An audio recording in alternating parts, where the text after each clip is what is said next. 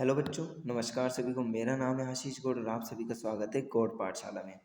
आज हम विज्ञान विषय के पाठ 3 के बारे में पढ़ेंगे, जो हमारा कक्षा 10 का है। पाठ का नाम है धातु एवं अधातु। हम इसके ओनली फॉर शॉर्ट्स नोट्स पढ़ेंगे। हम इसके पूरे पाठ का सार नहीं पढ़ेंगे, जो भी महत्वपूर्ण बिंदु है उनके बारे में पढ़ेंगे। इसी के थ्रू आपका पूरा की पूरा पाठ क्लियर हो जाएगा। देखो बेटा, मुख्य बिंदु हम जानते हैं कि तत्व जो होता है 3 प्रकार के होते हैं। कितने प्रकार के होते हैं? 3 प्रकार के। धातु, अधातु तथा उपधातु।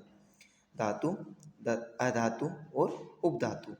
आप सब जानते हैं धातुएं जो होती है तन्य होती है, आघातवर्धनीय होती है, चमकीली एवं ऊष्मा तथा विद्युत की क्या होती है बेटा?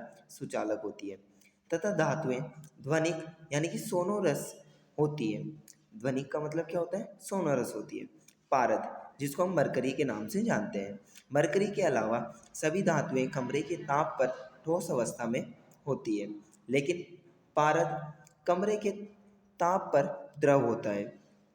चौथा पॉइंट है हमारा बेटा, धातुएं सामान्यतः कठोर होती है। क्या होती है बेटा? कठोर होती है। लेकिन सोडियम, पोटेशियम आदि धातुएं क्या होती है? मुलायम होती है। आपको एक बात बता दूं, जैसे सोडियम होता है ना, उसको खुले में रखने से क्या होती है? तुरंत आग पकड़ लेता है ना। उसको अंदर केरोसिन के अंदर रखा जाता है, जिससे वह आग ना पकड़े तथा जो बाहर की वायु से संपर्क ना करे। सोडियम, पोटेशियम आदि धातुएं बेटा क्या होती है? मुलायम होती है। क्या होती है? मुलायम होती है। इन्हें चाकू से काटा जा सकता है, आराम से चाकू से काटा जा सकता है। नेक्स्ट पॉइंट है आघातवर्धनीयता। आघातवर्धनीयता क्या होते हैं? धातु को पीट कर पतली चादर के रूप में परिवर्तन किया जा सकता है। इस गुणधर्म को आघातवर्धनीयता नियम कहते हैं, आघातवर्धनीयता कहते हैं।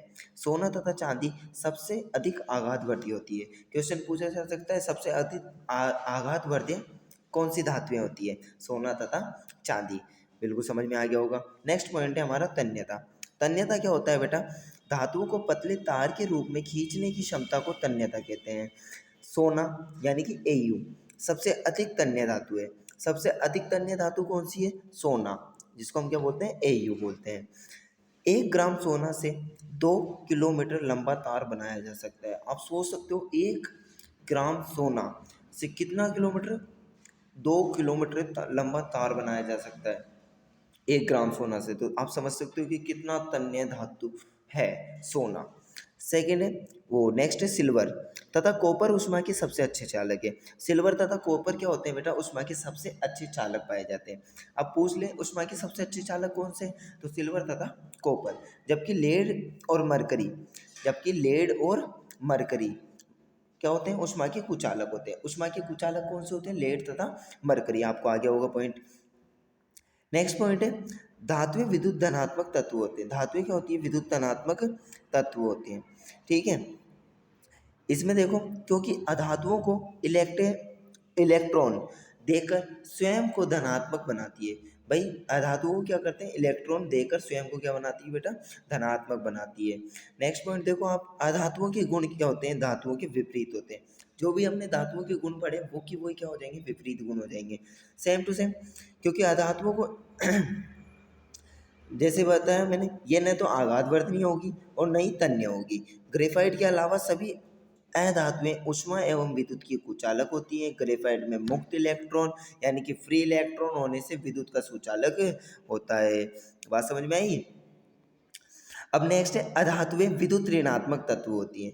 अधातुएं क्या होती है? विद्युत ऋणात्मक तत्व होती है, क्योंकि ये धातुओं के साथ अभिक्रिया में इलेक्ट्रॉन ग्रहण करके ऋणायन बनाती है। बात समझ में आई? 12वां है धातुओं की तुलना में अधातुओं की संख्या कम होती है। धातुओं की तुलना में अधातुओं की संख्या क्या होती है बेटा? कम होती है। और नेक्स्ट पॉइंट हमारा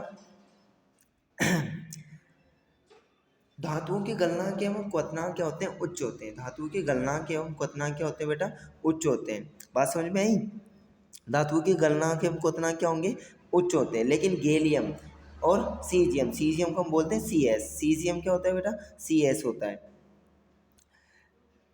सीजियम Cs और गैलियम गलनांक बहुत कम होते हैं। नेक्स्ट है आयोडीन। आयोडीन क्या होता है? जिसको हम ICD नोट करते हैं ना, आयोडीन। अब आयोडीन में क्या होता है? अधातु होते हुए भी चमकीला होता है। अधातु होते हुए भी क्या होता है? ये चमकीला होता है। अब हमारा अपर रूप को समझते हैं। सबसे पहले, एक ही तत्व के भिन्न भिन्न रूप जिनके गुणों में भिन्नता होती है। एक ही तत्व के भिन्न भिन्न रूप जिनके गुणों में भिन्नता होती है उन्हें हम अपूर्ण कहते हैं। नेक्स्ट देखो, धातुएं ऑक्सीजन से क्रिया करके ऑक्साइड बनाती है जो कि क्षारकीय यानी कि क्षारीय होती है, परंतु जिंक ऑक्साइड जैसे कुछ धातु ऑक्साइड उभयधर्मी होते हैं। जैसे धातु ऑक्साइड क्या होती है, उभयधर्मी होते हैं, अर्थात इनमें क्षारीय एवं अम्लीय दोनों गुणधर्म होते हैं। अब 18वां पॉइंट देखो, अधातुओं के ऑक्साइड अम्लीय या उदासीन होते हैं। अधातुओं के ऑक्साइड क्या होते हैं, अम्लीय या उदासीन होते हैं।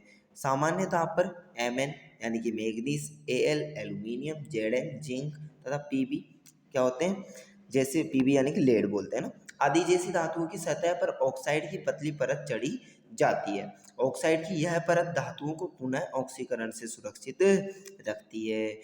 नेक्स्ट पॉइंट है हमारा 20वां, देखो, जल एवं तनु अम्लों के साथ जल एवं तनु अम्लों के साथ विभिन्न धातुओं को क्रियाशीलता भिन्न भिन्न होती है। भाई जल एवं तनु अम्ल जो होते हैं उनकी जो क्रियाशीलता होती है अलग अलग होती है। नेक्स्ट पॉइंट है हमारा, सक्रियता श्रेणी में हाइड्रोजन के ऊपर स्थित धातुओं से तनु अम्ल हाइड्रोजन को विस्थापित करती है। किसको विस्थापित करती है बेटा, हाइड्रोजन को विस्थापित करती है। नेक्स्ट पॉइंट देखो, अधातुएं तनु अम्लों में से H2 हाइड्रोजन का विस्थापन नहीं करती है। यह हाइड्रोजन सक्रिय कर हाइड्रोक्साइड, किसको, हाइड्रोक्साइड बनाती है। भाई किसको बनाती है, हाइड्रोक्साइड को बनाती है। अधिक क्रियाशील धातुएं अपने से कम क्रियाशील तत्वों को उसके लवण में विलयन से विस्थापित कर सकती है। बहुत आसान सा पॉइंट है, अधिक क्रियाशील धातुएं अपने से कम क्रियाशील धातुओं को उसके लवण में क्या कर सकती है, विलयन में संविस्थापित कर सकती है। 24वां देखो, नेक्स्ट पॉइंट हमारा,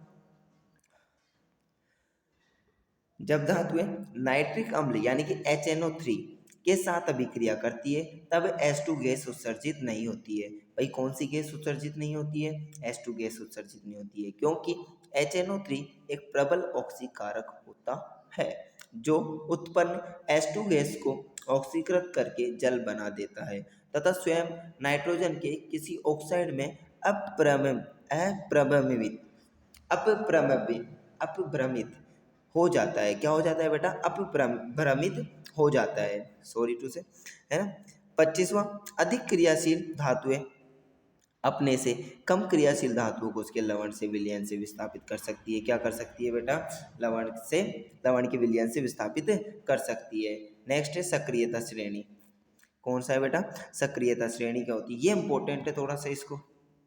ये सक्रियता श्रेणी क्या होती है, जब धातुओं को क्रियाशीलता को अवरोही क्रम में व्यवस्थित किया जाता है तो प्राप्त सूची को क्या कहते हैं, सक्रियता श्रेणी कहते हैं। बात समझ में आ गई।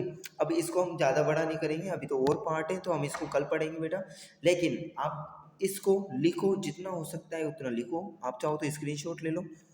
ये पहला पॉइंट, सेकंड यहाँ से यहाँ तक, फिर ये 26, ठीक है। आप इनको पढ़ो, एक बार रीडिंग करो, इनको लिखो, जितना लिखोगे उतना लास्ट एग्जाम्स का टाइम है बेटा, तो इस टाइम थोड़ा सीरियस हो एग्जाम्स में और मेहनत करो, अच्छे से अच्छे नंबर आएंगे। अगर आप इनको पढ़ते हो तो एक बार लिख के याद कर लो, आपको इनमें से क्वेश्चंस मिलेंगे ही मिलेंगे। नेक्स्ट हम जो इनको केमिस्ट्री के पार्ट को कंप्लीट करके फिर हम पढ़ेंगे बायो का पार्ट। तो अगर वीडियो अच्छी लगी हो तो लाइक कर देना, कमेंट कर देना, मुझे भी प्रोत्साहन मिलता रहेगा। और मिलते हैं एक और नई वीडियो के साथ। बहुत बहुत धन्यवाद। ये हमारा भाग 1 था, मिलते हैं भाग 2 में। Thank you so much.